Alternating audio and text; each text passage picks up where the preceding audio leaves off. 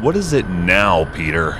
I shouted in frustration when he asked me to stop the car for the third time. "I'm thirsty," he said in an apologetic tone. "Are you being serious, dude? First, you stopped the car to pee. Second time, you had to pee again, and now you're feeling thirsty? Why?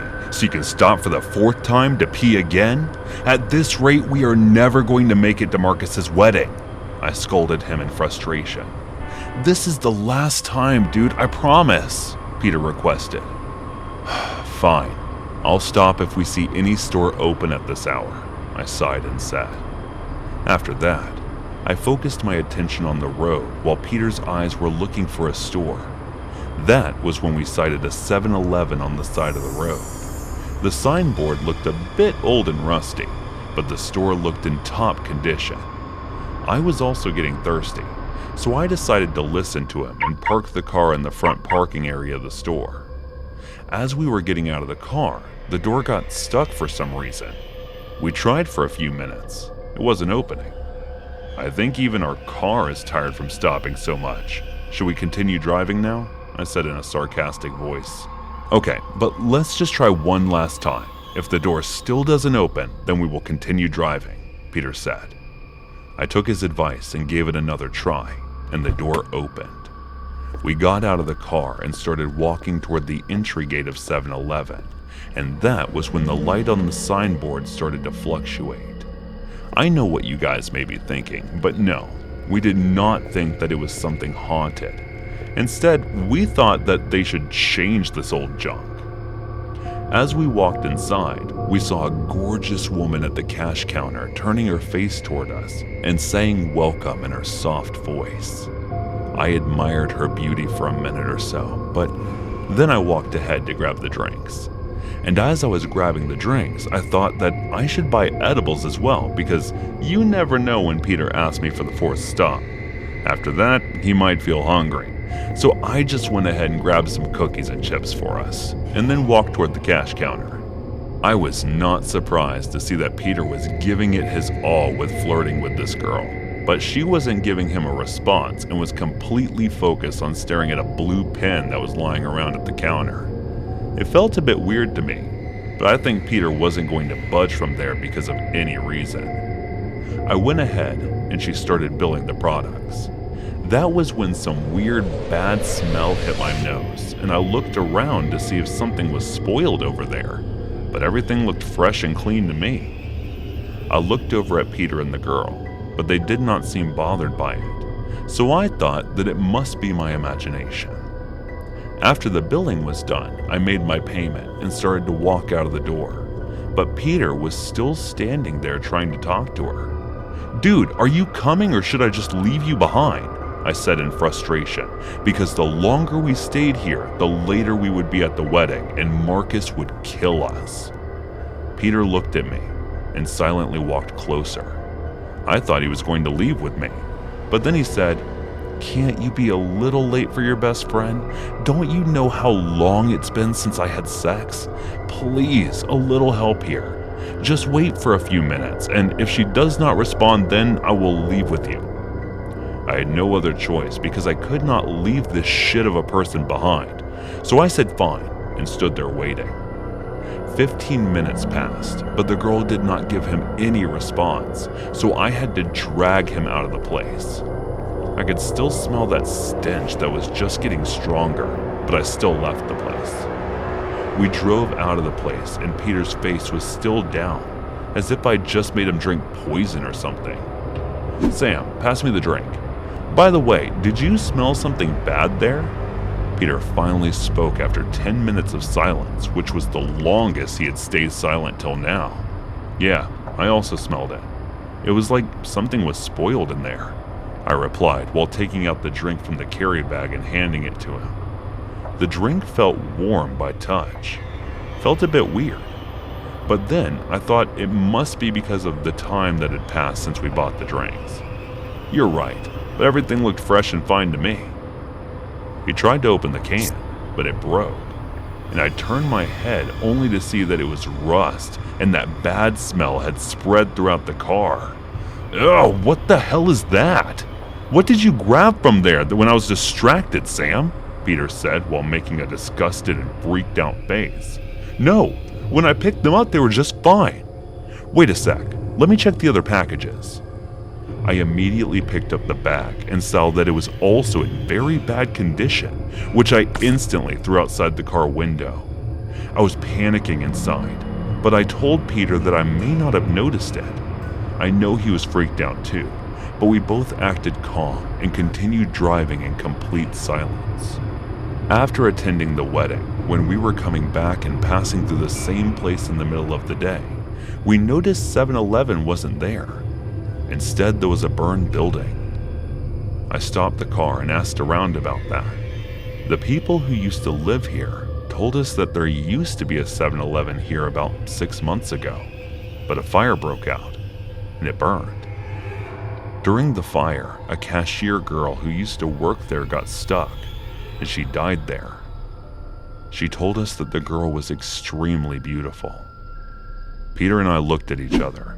Sweat had started to drip from our faces, and we quietly went back inside the car. Hey guys, thanks so much for all the support. If you haven't subscribed to the channel yet, please feel free to do so.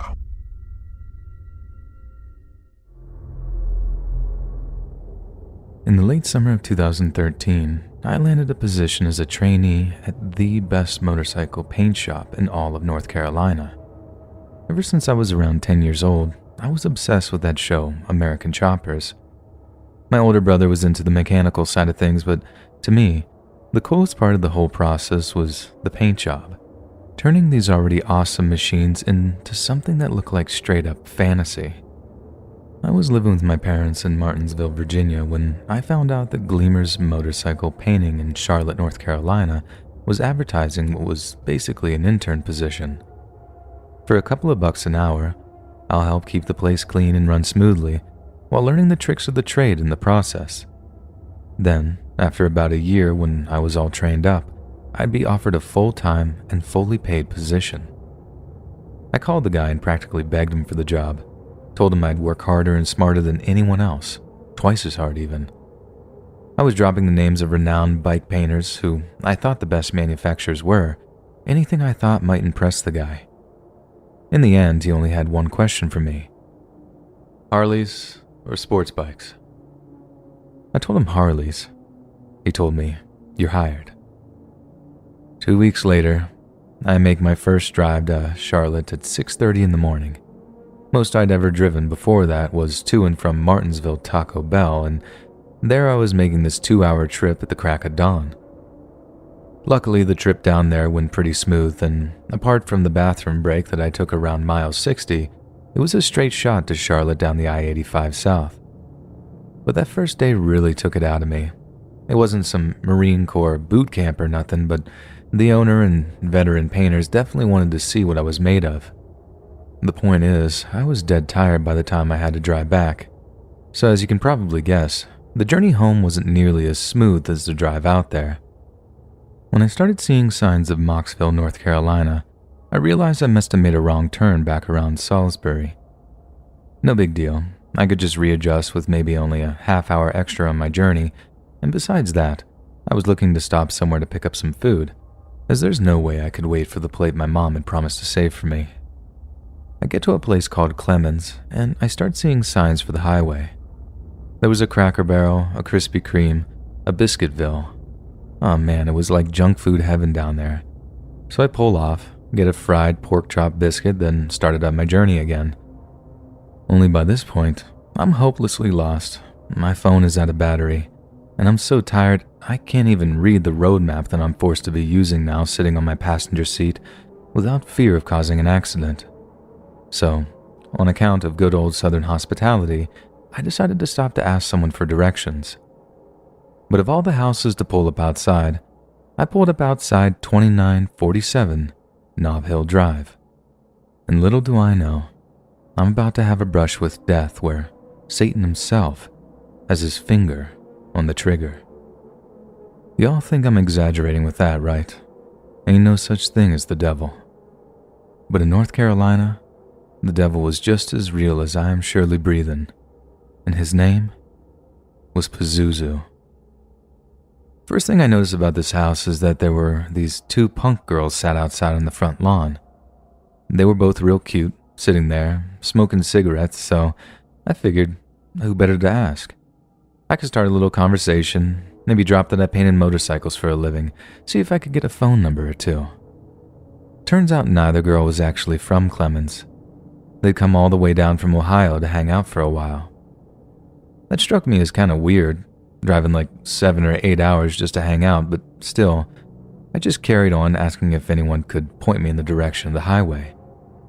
One of the girls said I was welcome to come inside the house, as there had to be at least one person in there who knew, even if they had to find Pazuzu. Pazuzu.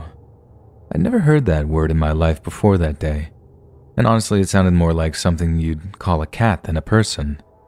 And I don't really pay it no mind as I follow them across the lawn and up the front door of the house.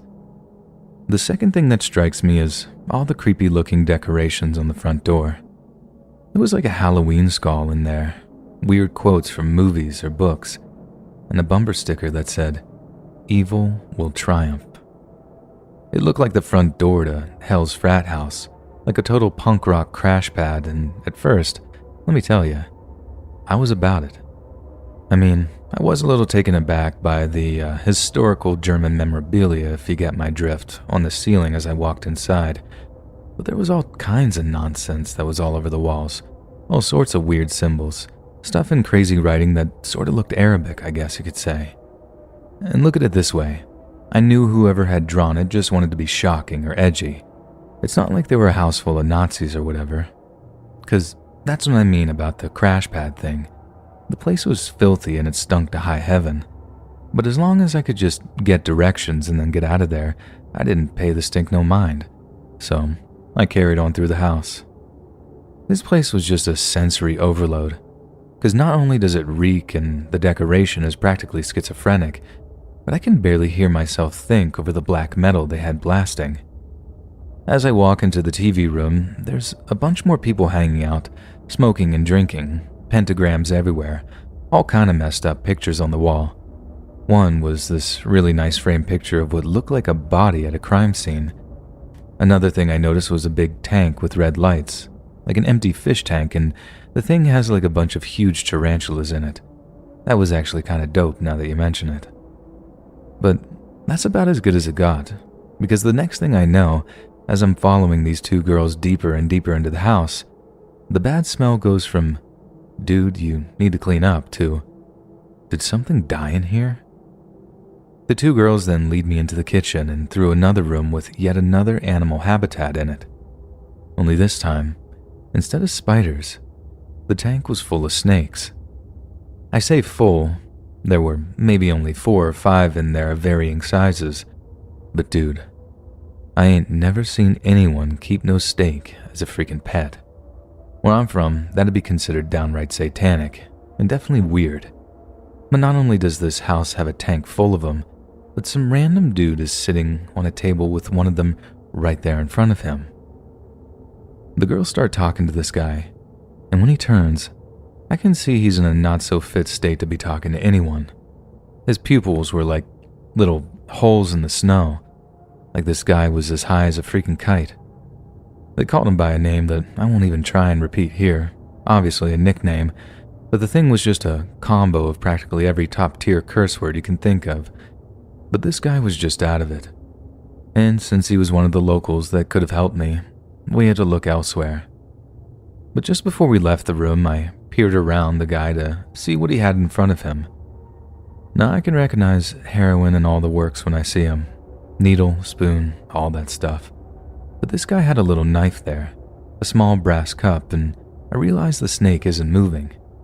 It's not moving because he doesn't have a head, and the contents of his arteries had been drained into this little brass cup.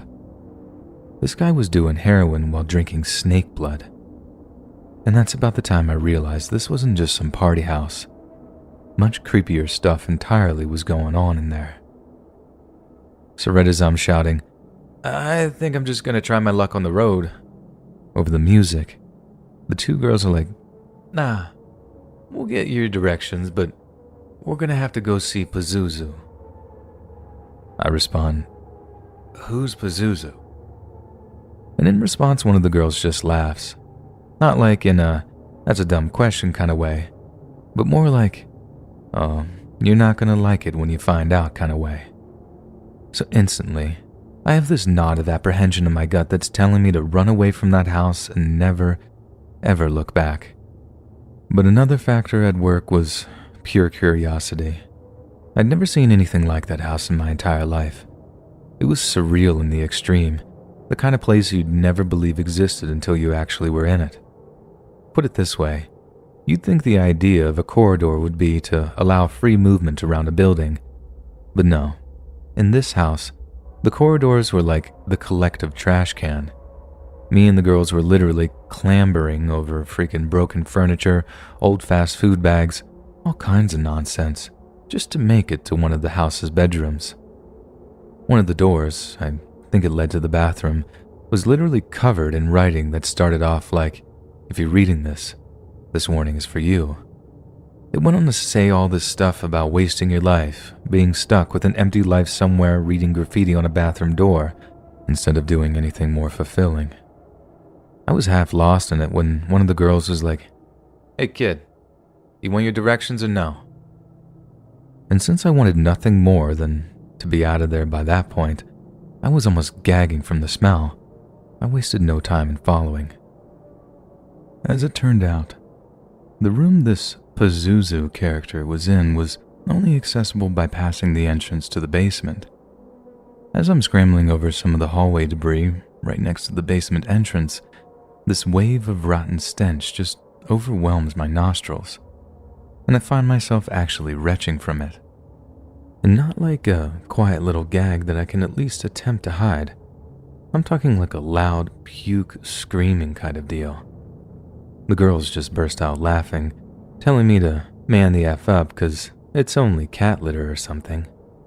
Let me assure you, I knew that wasn't just litter. It smelled like their cat had died rather than just taking a poop. I'm still retching as I step into what had to be the filthiest room in the house, which was honestly something of an achievement at that point. But unlike the other rooms where a kind of chaotic untidiness was the general theme, the filth in this room seemed to be cultivated. Most of the floor space was free, but I swear to God the carpet was so dirty and crusty that it was almost like walking on gravel. That, and there was this patch of black mold on the ceiling that was the worst I've ever seen, even all these years later. It was unreal, and I'm just drinking this all in as I manage to get my retching in control, just in time to lay my eyes on one of the scariest individuals I've ever encountered. This guy had shoulder-length dreads sticking out of what I was pretty sure was a turban, and coupled with all the Arabic writing everywhere, I figured this guy was of some Muslim heritage or something. I didn't know many Muslims with face tattoos though, and I'm pretty sure anybody involved with that culture with the word Satan tattooed on their forearm would probably catch a stink eye or two for that. But as my mama said, the fastest way to offend a host is to talk politics or religion, so I decided to keep any questions to myself. Besides, the only one I was interested in was how to get to the North Carolina-Virginia state line. Right as I was about to ask, one of the girls spoke up for me. Pazuzu, this guy has a question for you. The dude they called Pazuzu had these slow, kind of lazy movements, and as he looked at me behind his shades, I didn't need to see his eyes to know that he too was high as a kite. Sit, was all he said. I'm good, I remember saying back to him. 'Cause it's dirty? No, my back's been hollering at me is all. Clearly it was a lie that I said, but my desire not to offend the guy was suddenly waning. But, it smells like someone died out there, dude. Maybe you should, clean up a little.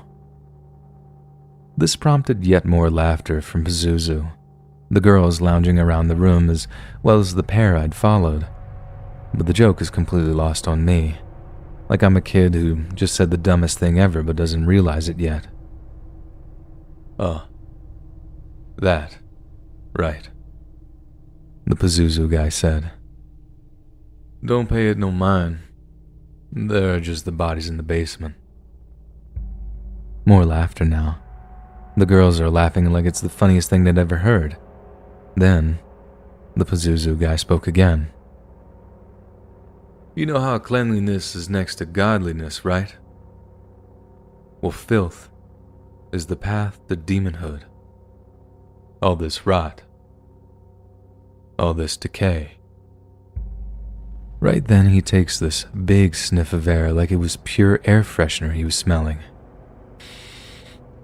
All this filth, it gives me power. That's when he takes his shades off.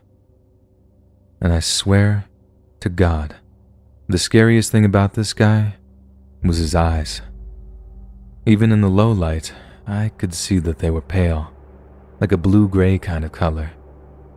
I just remember how dead they looked, like they were that color because all the life had been drained out of them or something, and even though he was smiling at me, his eyes had this sad look to them. The longer I stood there, listening to that guy talking all this nonsense, I started getting the impression that I'm not actually safe there. Like, yeah, it was a crazy-looking place, but the most dangerous party houses tend to get is the risk of being puked on or something. So I thought.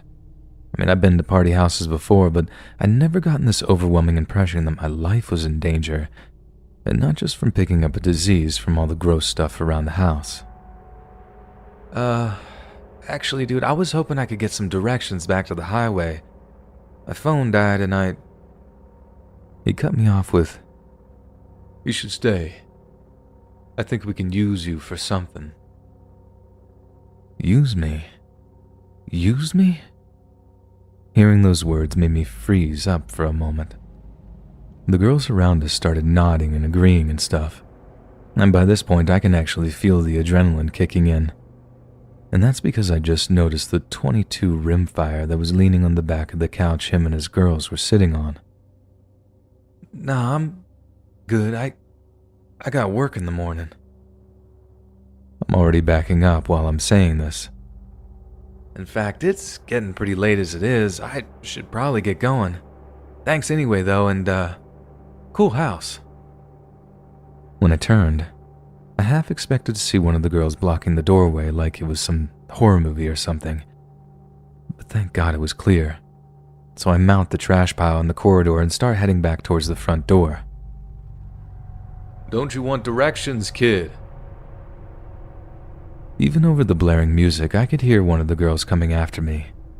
Not chasing or anything, just following. But good God, that was creepy enough as it was. She follows me all the way back to my car, and as I climbed in the passenger seat, I could see that a bunch of people had come out onto the steps to watch me leave. And let me tell you, they did not look happy to see me go. It took me longer than it should, but eventually I find my way back to the highway, and I make it home late, but in one piece. The first thing I do is tell my mom and dad about the absolute insanity I stumbled into on the way home. They've been pretty worried anyway, and to hear about all the weird devil stuff going on freaked them out. They told me to never go to that little town again, adding they'd give me some extra money for one of those in-car cell phone chargers that fits in the cigarette lighter if it ever came to it. I told a few other people about the house over the months that followed, but I'm pretty sure most people thought that I was just making up stuff. And I get it. It's the kind of thing you gotta see if you're ever gonna believe it. So as crazy as it is, it was all totally forgotten about by around Thanksgiving time. Then, I think just over a year after the whole thing happened, I'm living in an apartment down in Charlotte, working full-time as a painter at the shop. I finish work, get home, and start eating my dinner in front of the TV. The news comes on, starts talking about some murder or something, and that's when I hear a word that never in a million years did I ever think I'd hear again. Pazuzu. The moment the news lady said it, My head comes up like a deer hearing a twig snap. And when I looked at the TV, I almost spit out the mouthful of short ribs I was chewing on. It was the dreadlock guy with the tattooed face I'd seen the year before, and the one I was pretty sure wasn't kidding when he said he had a body in his basement. There had been a body in the basement, only it wasn't some raccoon that had gotten trapped in a crawl space or something. They'd locked a kid in the basement, starved him, shot him in the head, then covered his body with cat litter and bleach to minimize the smell. Then they showed one of the other people that had been arrested for the murder, and if it wasn't one of the girls with him that appeared on the screen, some blonde girl with no eyebrows who helped him kill the guy, according to the news report. By the time I was able to snap out of the pure shock of seeing all this, I grabbed my phone, called up a buddy of mine, one who rolled his eyes at my story and was like, "Turn on Channel 9, like right now." He sounds all irritated like I just woke him up from a nap or something. Then I hear TV noises in the background. Then he just goes, "Oh my sweet Mother Mary." Y'all can look this guy up if you want. He had a Christian name when he was younger, but he was going by Pazuzu Algarad by the time he was arrested for murder. Ended up hanging himself in a prison cell, I heard. It was a pretty messed up story. But knowing what he meant by, "You should stay, we could use you," that's what really haunts me about the whole thing. All I cared about was getting out of there and saving my own self. I didn't stop to think that other people might be in danger.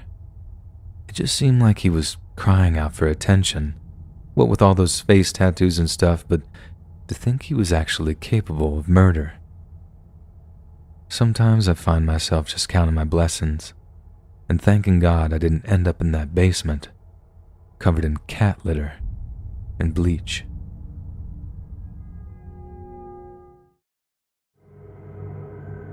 I have been a trucker my whole life. I started at the age of 18. I was the only one responsible to earn for the family, and my uncle had introduced me to the truck and the truck life, and it was something that fascinated me. And I decided to drive into it and become officially working as a trucker at the age of 18. My first few months as a trucker, I was really doing the long trips. I loved the long journeys. When I was young, it was better. I could do the long trips. Interesting stories were made in that period. I met people. A lot of people were inclined to get a hitchhike in a truck. Makes one heck of a story to tell. And I was always excited about the people that I would meet on the journey. I was more cautioned about it. I was young and naive, and I thought maybe I control everything in the truck and I would think that there is no way creeps are going to cross paths with me. But one fine day, or would say night, that was not the case. It was December 25th, the holy night of Christmas, and I was out on the tour, and it was just something that had to be done. It was a medical supply shipment, and I just could not say no to that. That's the work of God, and I could possibly not refuse to that. So I was working the Christmas shift. I was working on the shift and trying to get it all delivered in time. The shipment was an emergency shipment, and they needed it in around 12 hours, and I decided to do just one stop after taking the shipment, and it was Lover's Stop. And I took all the resources and snacks and started my journey, and I just put my foot on the accelerator and just kept driving. And about at 4-hour mark, I saw 2 cars tailing my truck. I knew what was about to happen, so I made sure that my foot never gets away. And then I saw one of the cars come at the side, and he shot at the truck. And I just kept driving, and I knew I couldn't stop, and so I kept going. And around in 6 hours, they managed to get me to stop the truck. I wasn't going to let them stop me, so I said openly, "I have to deliver this medical equipment. It is an emergency. They need this in 6 hours and you are already delaying my shipment. It is the matter of 6 people. Here, take my number and meet me tomorrow at this very spot and we will see this then. I am going now. Don't follow me." And then I left and hoped they didn't shoot me or follow me, and they didn't. As promised, I delivered the shipment in time, an hour to spare, and decided to do right on my promise and meet them at the same spot the next day. They were not there. That was the ballsiest thing I ever did as a trucker, and I guess it still is.